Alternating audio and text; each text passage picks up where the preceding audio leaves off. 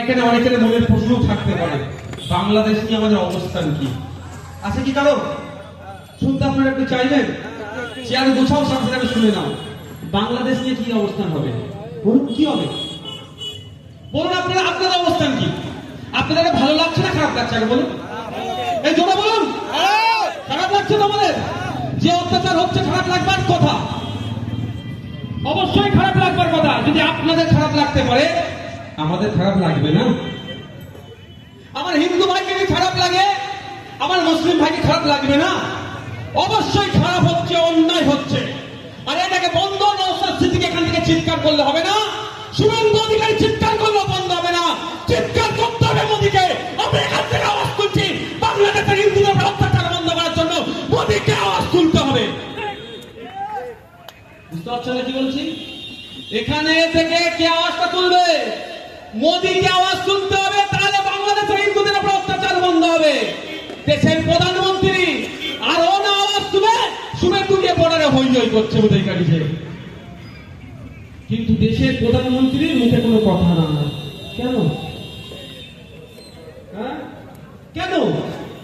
ভাবতে হবে, ভাবতে হবে। আমি আপনাদের বলি, সারা পৃথিবীতে দেখবেন যারা সংখ্যালঘু তাদেরকে অত্যাচার হচ্ছে। শুধু ধর্মের সংখ্যালঘু নয়, জাতিগত সংখ্যালঘু, বর্ণগত সংখ্যালঘু, ধর্মগত সংখ্যালঘু, ভাষাগত সংখ্যালঘু, সংস্কৃতিগত সংখ্যালঘু, তাদের উপরে দমন পীড়ন হচ্ছে। ওখানে যারা সংখ্যাগুরুদের দ্বারায়। আমেরিকাতে চলে যান, কালো চামড়ার মানুষদের উপরে সাদা চামড়ার মানুষেরা দম অত্যাচার করছে। আপনি উত্তরপ্রদেশে চলে যান, সংখ্যাগুরুদের সরকার সংখ্যালঘু মুসলমানদের উপরে অত্যাচার করছে। মসজিদ ছাড়বেন নামে একাধিক মুসলিমকে এখানে গুলি করে মারছে। উত্তরাখণ্ডে চলে যান, সংখ্যালঘু সমাজের মানুষ মসজিদে আজান দেবে, প্রশাসনের কাছ থেকে নাকি অনুমতি নিতে হবে। ঠিক এখন ভাবে বাংলাদেশে চলে যান, এখানকার সংখ্যালঘুদের উপরে যে অত্যাচার চলছে সেটাও দেখুন সংখ্যাগুরুরা সেখানে কি করছে। তবে আমি এই জায়গায় দাঁড়িয়ে বলবো, আমার বার্তা বাংলাদেশে পৌঁছাবে কি বলতে পারছি না। যদি বাংলাদেশে পৌঁছায়, বাংলাদেশের সংখ্যাগুরুদের উদ্দেশ্যে আমার বার্তা, আপনাদেরকে এই দায়িত্ব তুলে নিতে হবে। প্রশাসন কি করবে না করবে আমি বলতে পারছি না, ওটা আপনার দেশের প্রশাসনের ব্যাপার। অবশ্যই তাদেরকে প্রোটেক্ট করতে হবে, কিন্তু বাংলাদেশের সংখ্যাগুরুদেরকে দায়িত্ব তুলে নিতে হবে। বাংলাদেশের সংখ্যালঘু হিন্দু ভাইদের প্রোটেক্ট করার, প্রোটেকশন দেওয়ার, তাদেরকে নিরাপত্তা দেওয়া।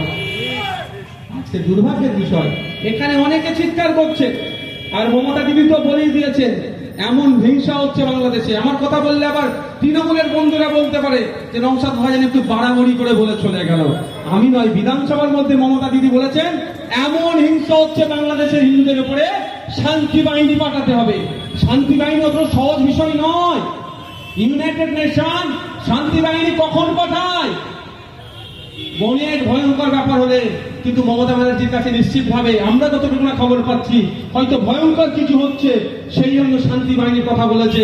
তাই আমাদের এই বক্তব্য শুনে যে সমস্ত তৃণমূলী বন্ধুরা মনে মনে হোক আর ফেসবুকে একটু লেখালেখি করছে, নওশাদ ভাইরা একটু বাড়াবাড়ি করছে, বাংলাদেশে কিছুই হয়নি সেইভাবে, তাদের উদ্দেশ্যে বলবো, আপনাদের নেত্রী বলেছে করে শান্তি বাহিনী পাঠাবে, তাহলে দুটো শান্তির ভাষা মমতা ব্যানার্জিকেও দেবেন নওশাদ সিদ্দিকীর সাথে।